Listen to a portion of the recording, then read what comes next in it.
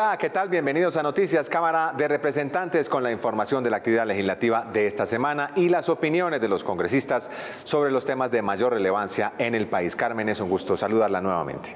Muchas gracias, Edwin. Un saludo para usted y para nuestros televidentes. Para mí es un placer estar nuevamente con ustedes, estrenando nueva imagen con un diseño moderno y, por supuesto, manteniendo la calidad de nuestro contenido informativo. Los invitamos a continuación a ver nuestros titulares.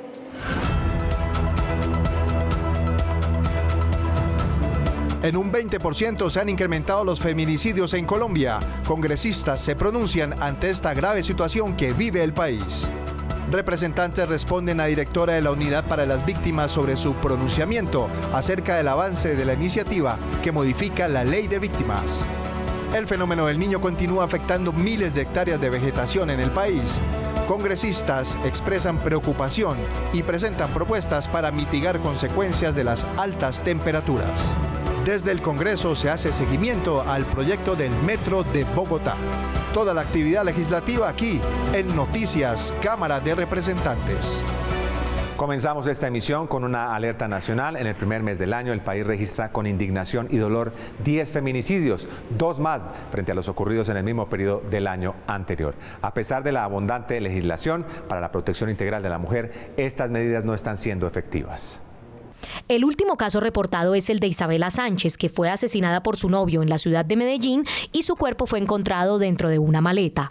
Estas situaciones siguen dejando en evidencia la crueldad y el desamparo que siguen padeciendo las mujeres del país. Plan Nacional de Desarrollo incluyó una alerta por violencia machista. Allí se asignan responsabilidades a varias entidades y el llamado a cada una de estas entidades es a que le tenemos que poner el acelerador a esta alerta contra la violencia machista, porque ningún feminicidio debió haber ocurrido. Pareciera que la labor y la lucha que hemos dado desde el legislativo con las diferentes normas y leyes que se han aprobado, pues en últimas, cuando las mujeres acuden a la protección por parte de las autoridades, llegan tarde. Las rutas de atención no son lo suficientemente efectivas. Además de esto, contar con condiciones idóneas, espacios como las casas de la mujer. ¿Para qué? Para hacerle un seguimiento uno a uno de los casos, porque hay casos muy particulares, casos que tienen en sí en riesgo de la vida de la mujer. Expertos en familia consideran que a pesar que existen entidades como la Personería de Bogotá y las comisarías de familia, la ley presenta fallas como el incumplimiento en la medida de protección, que no debería darse como una orden de arresto, sino castigar penalmente el incumplimiento con una orden de captura que prive de la libertad al victimario. Estas medidas de protección deberían ser más eficientes, más drásticas, el tiempo debería ser más corto mientras empieza un proceso investigativo para determinar si la persona tiene o no tiene violencia intrafamiliar. Se requiere que el Estado cumpla las leyes ya establecidas y no se queden en el papel, y se inviertan más recursos en las instituciones para que exista un seguimiento oportuno a estos casos de violencia.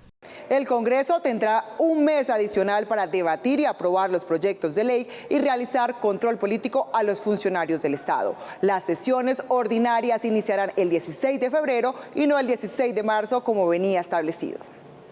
Para hacer posible la ampliación del calendario legislativo, el Congreso debió modificar el artículo 138 de la Constitución Nacional. Sí, efectivamente, en este año 2024 estamos estrenando ese acto legislativo que reformó la Constitución, que nació en la Comisión Primera Constitucional por iniciativa del doctor Triana y que acompañé como congresista y que fue votado por unanimidad en el Congreso de la República, donde se reduce el receso legislativo en el mes de marzo hacia el mes de febrero, un mes, justo porque tenemos una gran cantidad de proyectos de ley en curso, lo mismo que debates de control político, y no alcanza el tiempo.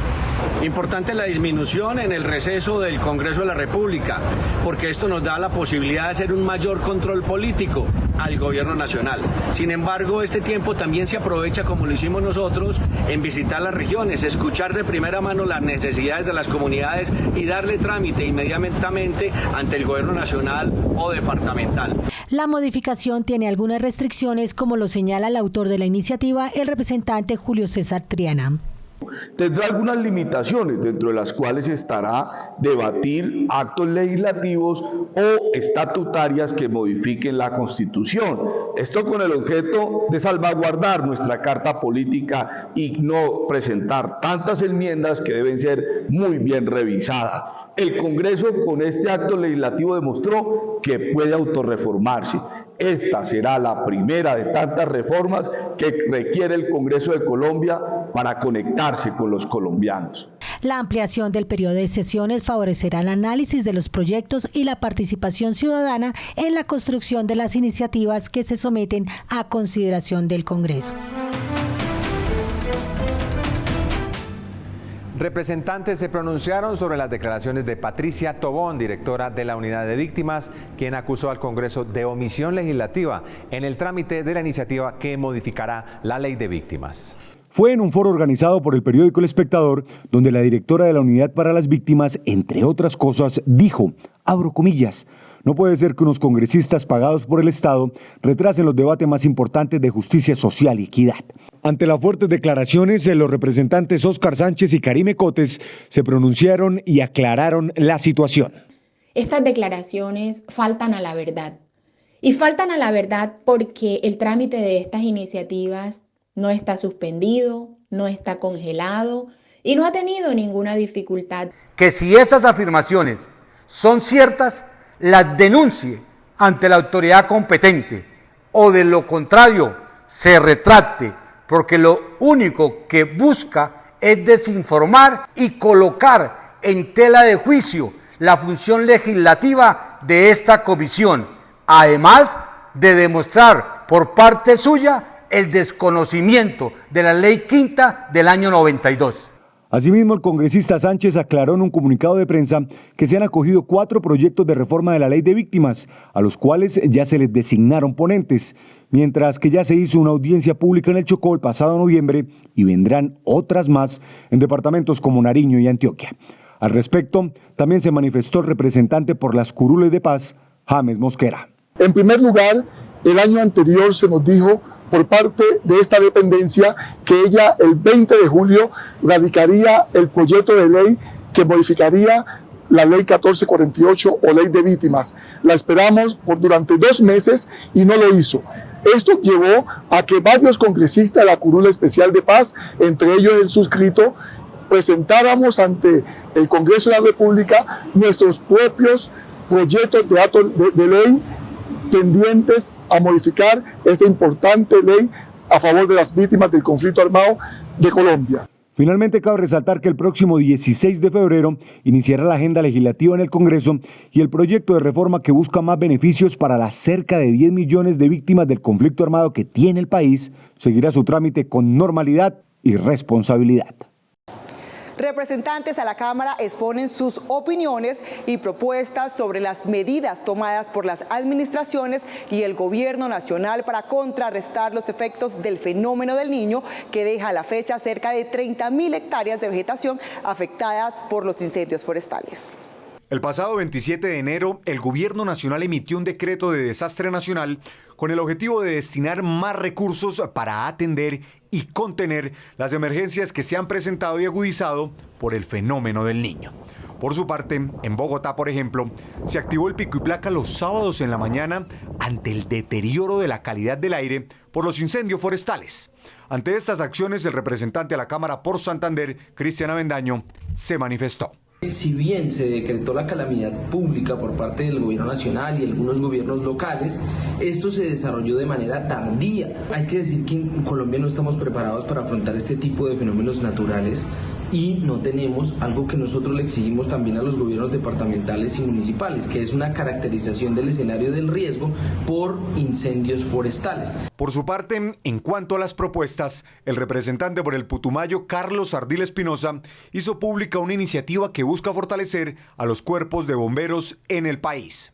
Que esa obligatoriedad que existe para el servicio militar obligatorio termine lográndose cumplir a través de un servicio bomberil y así fortalecemos a los cerca de 90 cuerpos bomberiles que tiene este país. Y este proyecto de ley que volveremos a radicar es una solución en ese propósito. En los últimos días, el IDEAM informó que 954 municipios se mantienen en alerta por incendios forestales, mientras que cerca de 70 municipios presentan escasez de agua potable.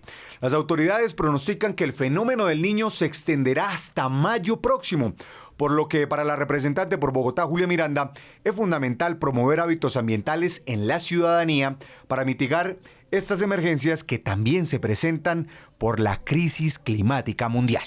Debemos ser conscientes del uso del agua, del manejo de residuos sólidos. Debemos separar los residuos en nuestros hogares, en los centros comerciales, en los colegios, porque el manejo inadecuado de los residuos sólidos es una fuente grave de emisiones de metano que causan la crisis climática. Precisamente en Cámara Digitales tenemos lo más posteado esta semana por los representantes en torno a la gestión del Gobierno Nacional para enfrentar y mitigar los incendios forestales y los efectos de las altas temperaturas en todo el país.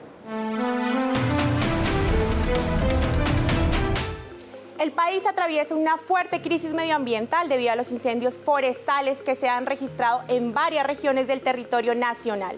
Las consecuencias son devastadoras para la flora y fauna de Colombia y los congresistas han manifestado su percepción frente a la gestión del gobierno nacional. Por un lado, el representante de Antioquia por el Partido Conservador, Felipe Jiménez, cuestionó al mandatario Gustavo Petro y publicó desde su cuenta de X lo siguiente, abro comillas. Porque el presidente, siendo advertido de la llegada del fenómeno del Niño, decide reducir el presupuesto de instituciones como Bomberos de Colombia y la Unidad Nacional para la Gestión del Riesgo de Desastres? No puede culpar a los mandatarios locales ante la magnitud de esta dolorosa situación. Cierro comillas. Otras voces salieron en defensa de lo logrado por el gobierno. El representante de Cundinamarca por el Pacto Histórico, Eduard Sarmiento, compartió importantes cifras de los avances que se han conseguido en los últimos días, resaltando que, abro comillas, se han logrado controlar y extinguir más de 200 incendios, se están rescatando los frailejones en el páramo de Santurbán y además Estados Unidos, Chile, Perú y Canadá están enviando ayuda para Colombia, cierro comillas. Hasta el momento, casi 30.000 hectáreas han sido quemadas por los incendios. Y la Unidad Nacional para la Gestión del Riesgo de Desastres advirtió que el fenómeno del Niño podría intensificarse en los próximos meses. Otra noticia que acapara la atención del país es la elección del sucesor de Francisco Barbosa al frente de la Fiscalía General de la Nación. El próximo 8 de febrero, la Corte Suprema de Justicia se reunirá una vez más, día en que se espera que los magistrados definan el nombre del nuevo fiscal. La terna presentada por el presidente Gustavo Petro para este cargo está integrada por la abogada Ángela María Buitrago, la jurista Luz Adriana Camargo y la abogada Amelia Pérez Parra. Los magistrados de la Corte Suprema de Justicia deben elegir la próxima semana cuál de estas tres mujeres reemplazará a Francisco Barbosa en la Fiscalía General de la Nación. Las reacciones de los representantes frente a la elección de este importante cargo son diversas. No presionen a la Corte Suprema de Justicia en la elección del fiscal general de la Nación. Esta elección debe ser tranquila, armónica y libre de todas las presiones políticas. Lo que creo es que el presidente Gustavo Petro debería cambiar la terna enviada a la alta corte para que de esta manera el próximo fiscal general de la Nación sea un funcionario que le dé garantías a todos los colombianos, al gobierno y también a la oposición. Esta fiscalía se caracterizó por multiplicar feminicidios y por no garantizar una lucha contra la impunidad con la violencia hacia nosotras, además de perseguir la prensa y no ser una fiscalía incómoda para los corruptos.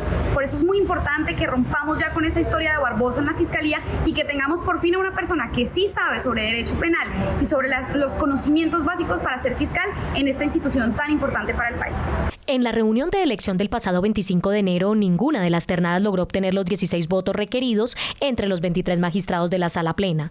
El fiscal actual termina su periodo el próximo 12 de febrero y, de no ser elegida ninguna de las candidatas, será designada en el cargo la vicefiscal Marta Mancera, mientras el Alto Tribunal toma una decisión al respecto. Las barras o grupos de hinchas de los equipos de fútbol buscan consolidarse en Colombia para que su protagonismo no solo sea en las tribunas de los estadios. Para lograr este objetivo, cuentan con un proyecto de ley que lo respalda. Les contamos en qué consiste.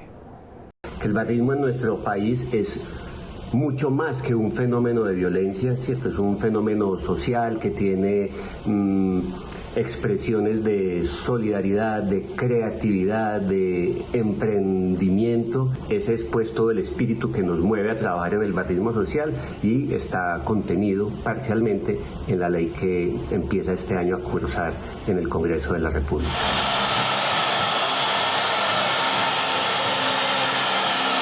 Esta iniciativa, entre otras cosas, busca que la Dirección de Barrismo Social del Ministerio de la Igualdad tenga mayores funciones y que los clubes de fútbol tengan más responsabilidades con los programas que buscan la paz.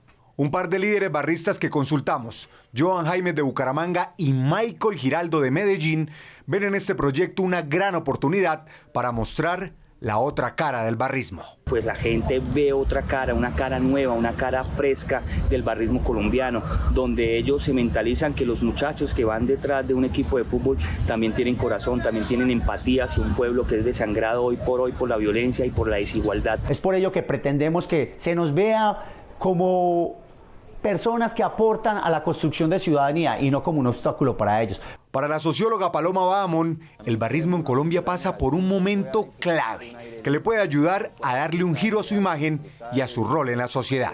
Podríamos nosotros decir que en este momento en Colombia el fenómeno de las barras está haciendo una transición entre personas que se organizan a personas que están empezando a entender que puede ser mucho más que una pandilla, que puede ser un movimiento social y político importante. Finalmente, cabe resaltar que los autores de esta iniciativa son los representantes a la Cámara por Caldas y Antioquia, Juan Sebastián Gómez y Daniel Carvalho, con el apoyo del colectivo Barras por la Convivencia.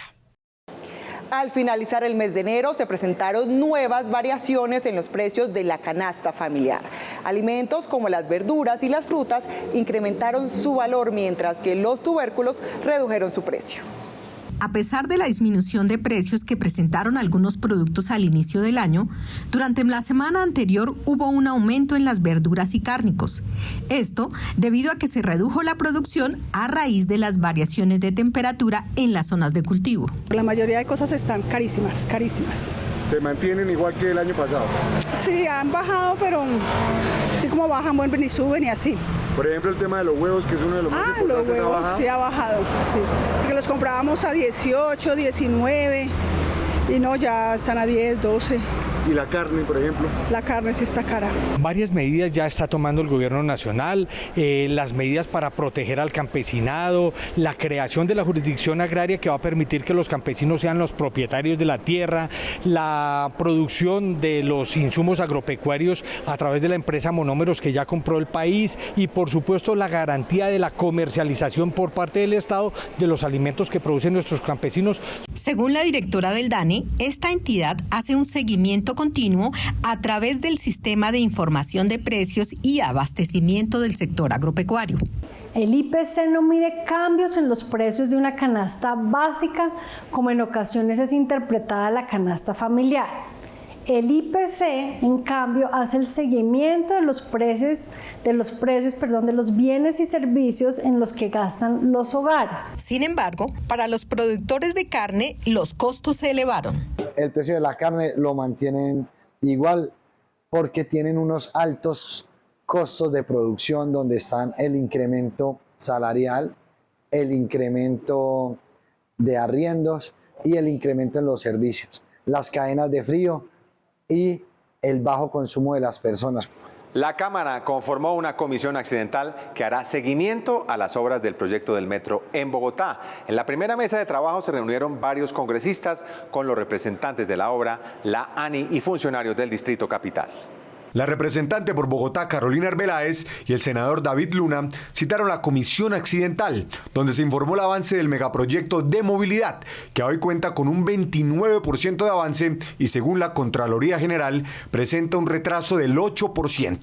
Al finalizar el encuentro, hubo opiniones divididas de la actualidad que vive el metro. Parte de tranquilidad porque no se ha dicho mentiras, es decir, el proyecto va en una ejecución del 29.46%, el contrato en un 19.46%, pero también es una alerta, es decir, no podemos descuidarnos, hay que hacerle seguimiento permanente. Muchas preocupaciones porque hoy que se debería conocer el informe de la Sociedad Colombiana de Ingenieros donde pues la ANI contrató precisamente pues a este órgano para hacer un estudio detallado sobre la posibilidad de cambiar el trazado del metro y hacer un pedazo subterráneo, que es como lo ha venido proponiendo el presidente Gustavo Petro, pues que lamentablemente pues hoy no se tenga esa información. Y los resultados del contrato entre la Sociedad Colombiana de Ingeniería y la ANI no afecta en nada la ejecución del proyecto de la primera línea del metro de Bogotá. El contrato que estamos ejecutando es como está pactado, es la línea elevada que va desde el patio Taller en Bosa hasta la calle 72. Por su parte, David Racero, congresista del Pacto Histórico, manifestó su preocupación por el futuro de la movilidad en Bogotá. Que durante los próximos 3 años vamos a tener colapsado el borde oriental de la ciudad con una Caracas intervenida en metro elevado y una carrera séptima intervenida por lo que se llama el corredor verde entre la 100 y la 32. Y por eso hay que revisar si las propuestas de volver metro subterráneo puede ser el mecanismo más idóneo para la ciudad. Finalmente se fijó que el próximo 12 de febrero la Agencia Nacional de Infraestructura deberá entregar el informe detallado con las propuestas de modificación en el proyecto del metro. Estas son otras noticias en la Cámara de Representantes. Un sinnúmero de obras se verán afectadas si el gobierno nacional no toma los correctivos y no da la viabilidad a los proyectos de obras por impuesto en los municipios más afectados por la violencia o municipios PEDET. Alerta el representante John Jairo González. Esto debido a que hay un cuello de botella a nivel nacional que no está permitiendo que se pueda avanzar con las proposiciones para que se materialicen los proyectos. El año pasado, 2023, se adjudicó un solo proyecto. Esto dificulta entonces que obras con impuestos pueda ser ejecutable en el 2024 y si el gobierno en este momento no toma acciones y no toma los correctivos suficientes, pues nos vamos a quedar en un nivel muy bajo de ejecución de proyectos. Recuerde que son 170 municipios PEDET y un montón de municipios que pertenecen al régimen de SOMAT, que son los que van a ser damnificados de obras por impuestos. Desde 1993, todos los productos que entran y salen del archipiélago de San Andrés y Providencia están exentos del cobro del IVA. Pero a pesar de que la norma lleva vigente más de 20 años, comerciantes de la isla denuncian que varios de sus proveedores comenzaron a exigir el cobro del gravamen. Desde la Cámara de Comercio de San Andrés, Providencia y Santa Catalina, queremos aclararle a los empresarios del país que nosotros tenemos una regulación aduanera especial que está inmersa en el artículo 22 de la Ley 47. Esta indica que las compras que nosotros realicemos en el interior del país y que tengan como destino final el archipiélago de San Andrés, Providencia y Santa Catalina estarán exentas del cobro del IVA o de la facturación del IVA. Muchos de los comerciantes nuevos desconocen esa normatividad vigente que hay para el archipiélago. Más bien necesitamos es una permanente promoción entre la DIAN, la Cámara de Comercio y el gobierno departamental para que todos los comerciantes de cualquier departamento conozcan la ley vigente para el archipiélago, que es la Ley 47. Varias iniciativas orientadas a garantizar los derechos de la comunidad LGBTIQ+, tramitará en esta legislatura la Cámara. Las medidas beneficiarán a más de 500.000 colombianos que, según el DANE, pertenecen a esta población diversa. Actualmente en la Cámara de Representantes está en trámite el proyecto de ley llamado Inconvertibles, que busca prohibir en el país las llamadas terapias de conversión para cambiarle de manera forzada la orientación sexual a una persona. A esta iniciativa se le sumará otra que está en construcción. Que están construyendo de manera colectiva, democrática, un proyecto de ley que busca posicionar en el país la ley integral trans para las personas trans. Será una iniciativa que muy pronto se radicará en el Congreso de la República y que va a marcar un hito en la historia de este país. Y en medio de esa lucha histórica por garantizar la igualdad y la diversidad sexual, la congresista Jennifer Pedraza aplaude que esté funcionando desde el pasado mes la primera clínica de género pública en Bogotá. ubicada en el Hospital de Chapinero y que a la fecha atendió a más de 100 usuarios pertenecientes a la población transgénero en servicios como endocrinología, psicología, psiquiatría, urología y cirugía plástica. Es un gran avance que en Bogotá exista una clínica de género pública para cerrar las brechas que existen al día de hoy con la población LGBTIQ+, y especialmente con la población trans, sobre la cual creo que existe hoy un sobrediagnóstico sobre las barreras que ellas tienen para acceder, por ejemplo, a derechos como la salud y la vivienda. Y en ese sentido creo que va a ser clave para que las IPS empiecen a garantizar un derecho a la salud de manera integral, de verdad, de verdad. Quienes hoy acceden a la clínica de género reconocen que es un apoyo importante y esperan que sus derechos sigan recibiendo más espaldarazos. Se me hace chévere que tengamos ya un espacio propio para que tengamos consultas. Sé que esa ha sido toda una lucha de Secretaría de Integración y Secretaría de Salud, entonces como que aplaudo por fin este avance de los compañeros que lo han hecho. Es muy buena, son personas especializadas que saben del tema de nosotras. Bueno, hablo en general de la comunidad trans. Finalmente, la congresista Pedraza señala que desde el Congreso de la República seguirán trabajando por el bienestar y por mayor atención a la comunidad LGTBIQ+ en Colombia. Así que se necesitan voces que representen esta agenda en el Congreso de la República para avanzar en esa batalla cultural. Pero asimismo se necesita una labor seria de control político para luchar, por ejemplo, por los recursos para el Ministerio de la Igualdad, que tiene dentro de sus agendas la lucha por los derechos de la población LGBTIQ+. Cientos de familias araucanas que retornaron a sus hogares después de haber sido desplazadas por la violencia recuperan poco a poco la esperanza de reconstruir su vereda. Esto gracias al trabajo de la comunidad y al apoyo de la representante Lina María Garrido, comprometida con su región. Brisas de Caranal es una vereda ubicada a 4 horas de la capital del departamento de Arauca, que pasó de ser un lugar donde habitaban casi 1000 familias a ser un pueblo fantasma. Sus habitantes debieron desplazarse a causa del conflicto armado que azotó la región entre los años 2006 y 2009.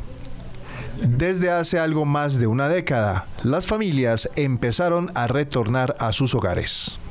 Una vereda que no puedo negar el impacto que me generó al ver cómo en la mayoría de su territorio hay ruinas de lo que significó en su momento más productivo y más pujante, que la violencia les arrebató. Desafortunadamente, pues para esa época fue una violencia tremenda, el cual tener que irme con mi familia, migrar a donde ni siquiera sabíamos, ni siquiera conocíamos, y empezar una nueva vida es algo muy doloroso, la verdad. Hoy materializamos un sueño de todos. Fueron 3 meses de arduo trabajo, en el que junto con su presidente y los habitantes de Brisas de Caranal pudimos reconstruir el salón comunal, el aula múltiple, que servirá para los niños, servirá para la comunidad entera. Compramos los materiales, las tejas, las cerchas, y ellos colocaron la mano de obra.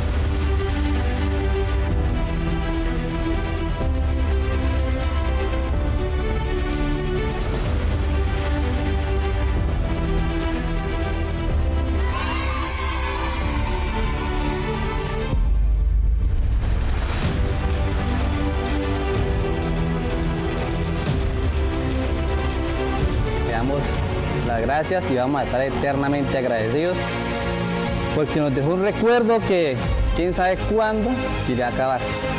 Era de todos un sueño, techar este gran salón. Gracias a Dios y a usted, doctora Lina Garrido, ese sueño se cumplió. Así llegamos al final de Noticias Cámara de Representantes del Congreso a la Calle. Recuerden seguir nuestros canales digitales para que estén al tanto de lo que ocurre aquí en el Congreso de la República. Muchas gracias por acompañarnos. Nos vemos dentro de 8 días. Feliz semana para todos.